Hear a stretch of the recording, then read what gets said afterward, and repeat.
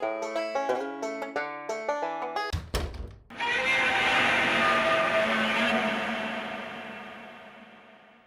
everybody, Yankee here. I'm sure most of you have already heard, but today the Supreme Court overturned the Bumpstock ban.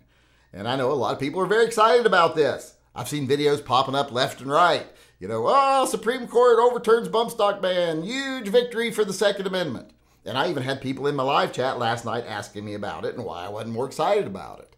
Well, it hadn't officially happened as of last night, and I am excited about it.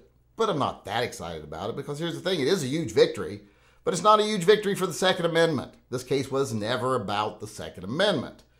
Now, I know some gun organizations like the NRA and the GOA used it as a fundraising scheme and tried to convince you it was about the Second Amendment so that you would give them money and pay the legal expenses of other people who give them money, the industry that makes the bump stocks. They wanted to trick us into footing the bill and giving them even more money over a case that had nothing to do with the Second Amendment.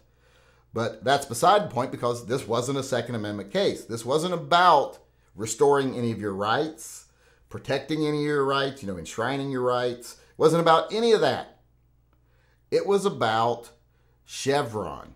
It was about the overreach of federal agencies. That's what this case was about. It was about these agencies like the ATF not being able to rewrite the law or reinterpret the law or enforce the laws in ways other than they're written simply because they think, the spirit of the law allows us to do this. That's called Chevron, and that's something that's very common these days, where Congress has decided, we don't want to do our job. We just want to get on TV and raise money and make a lot of money and get a lot of power. We don't want to actually have to do the dirty work where people will hold us accountable later. So instead, we pass it off to Congress. And that gives the president, or we pass it off to these agencies instead of Congress. And that gives the president too much power. Because all he has to do is put his lackeys in place in these agencies, and then they'll do whatever he tells them to. Such was the case with this. It was Trump.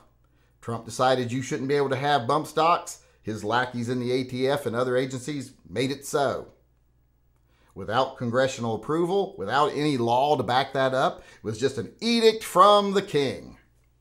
And that's what this case was about, stopping people like Trump and Biden and their administrations in cooperation with these alphabet agencies from doing stuff like this, reinterpreting law. The bump stock does not make a rifle an automatic weapon. The definition of an automatic weapon clearly includes that it must be able to fire more than one round with one trigger pull. Bump stocks don't change that. They make you able to pull the trigger faster, but it doesn't change the operation of the firearm. So the ATF was changing the law to include bump stocks. And now the Supreme Court says this doesn't fit the law. You don't get to rewrite the law, so this is invalid. That's what happened. And therefore you can buy bump stocks again. But it's not a Second Amendment victory. You didn't get any of your rights restored. You can't have full select fire rifles. You didn't get any of your rights protected. None of your rights were at issue in this case. This was all about government overreach. And it is a huge victory, and it's great. But it's not a victory for the Second Amendment. In fact, it was kind of a travesty because, in my opinion, we should have been spending our money and our time and putting our attention towards overcoming the infringements, like getting it to where, we don't even need bump stocks because we can get select fire rifles. And here's the thing, these agencies like the NRA and the GOA and the companies they work with, they don't want you to get that right restored because then they can't sell you bump stocks. They would lose their entire business. They would lose that income revenue source. And the GOA and the NRA even took it further and made it worse by getting these little injunctions and these little stays and then saying, hey, if you join our group, you can be part of this stay. It was an extortion racket. It was gross. And it was, like I said, diverting attention away from real fights that we should be fighting, like our ability to have automatic rifles. I don't even want an automatic rifle, but I want to have the right to have one. And I want you to have one if you want one, even though I don't. That would be a battle for the Second Amendment. That would be a huge victory. This is a victory of a more political kind and a more technical kind. It doesn't have to do, like I said, with any of our Second Amendment rights. You can buy bump stocks again. Has that restored any of your rights? No, it hasn't. Has it protected any of your rights? No, it hasn't. It's just now you can buy bump stocks again.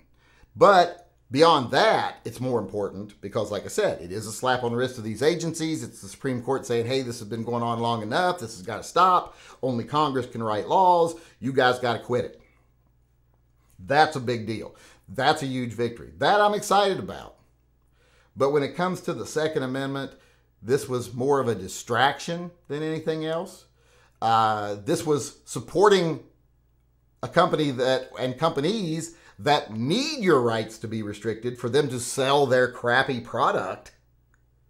I don't support that at all. I don't support organizations that want our Second Amendment rights to be damaged so they can sell you cheesy workarounds at a huge profit for a cheap piece of plastic. That I'm not that excited about.